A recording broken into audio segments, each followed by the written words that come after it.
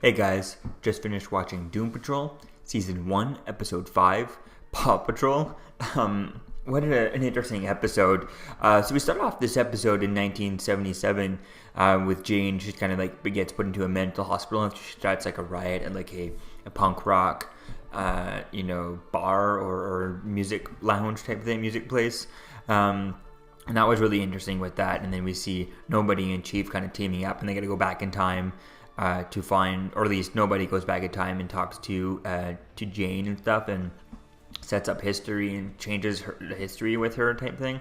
I think that was kind of interesting, setting her up as kind of a prophecy or a messiah type thing. I think that was kind of cool dealing with that.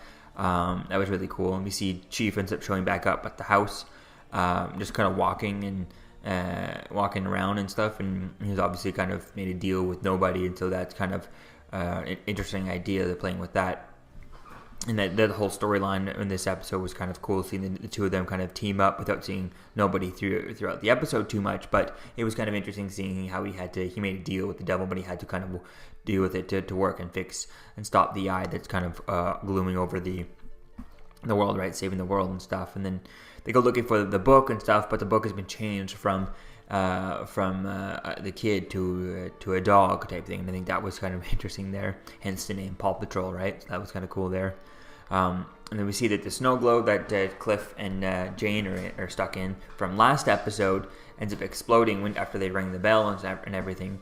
And that's where like, oh my god, are they gone? Did it kill them? But no, they kind of just walk out and stuff. So that was interesting. And then Nobody ends up getting Nobody, everything's done, and Chief is done saving the world, so his deal with Nobody is coming up, and he's about to, and Nobody ends up just taking Chief and making a portal and pulling him out of it. So it's unclear if he kind of kills off Chief, but we don't know exactly where he is, but assumingly he's kind of dead. That's what they want you to believe, but he ends up taking Chief again, so I think that's going to be interesting to see as to where things go with that.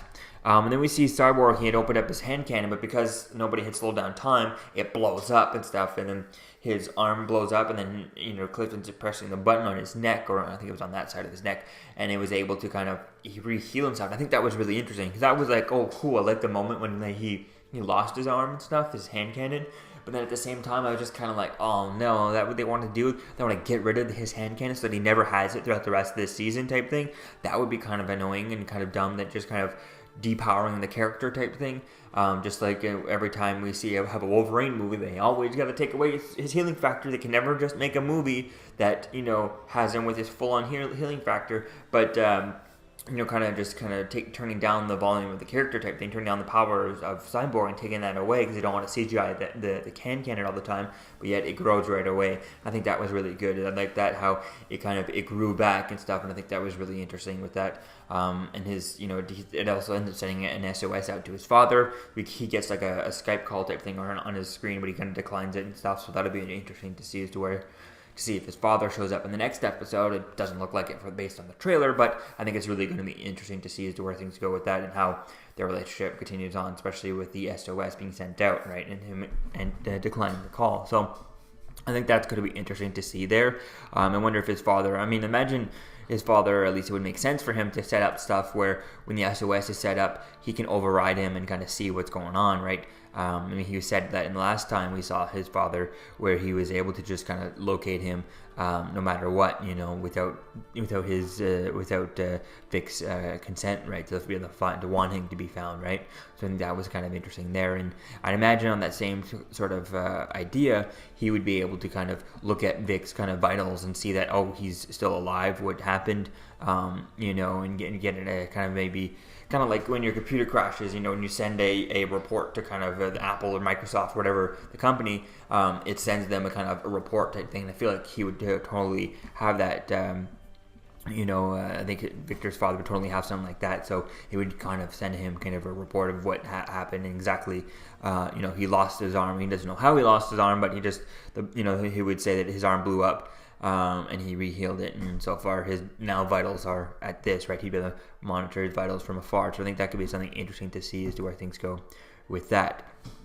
And then at the end we see Nobody ends up giving Jane the name Doom Patrol, and I think that was really interesting with that. I think that'd be cool to see as to where things go with that, since he gives her a name, and it's like, oh, he's giving her a name, and then they have to go find that person's name, and it was like, oh, such a cool ending to the episode. And it's like, what name is it? What name is it? What name is it? And it had me on the edge of my seat. And then all of a sudden she said Doom Patrol, and I think I was just like, oh, it was such a good moment, because you're expecting for it to be kind of a name of another person that they gotta go find, another bad guy they gotta go stop, or someone they gotta go find, help save the world again, or something like that, or maybe Memento could have been the name, but no, it's just Doom Patrol, and I think that's really interesting. It kind of undercut the kind of serious expectation I was expecting for that name, and then it kind of went with that. I think that's really cool, and I think can't wait to see as to where things go with that, and if they end up calling themselves Doom Patrol by the end of this show, could be pretty cool. So let me know what you think, guys, about this episode. I think this was a really good episode. It really was.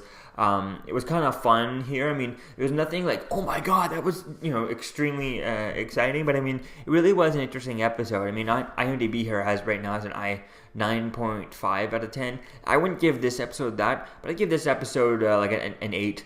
Or maybe a 7.5. So it was a really good episode, but not the best episode yet. But it's going to be interesting to see with Mento coming into the next episode.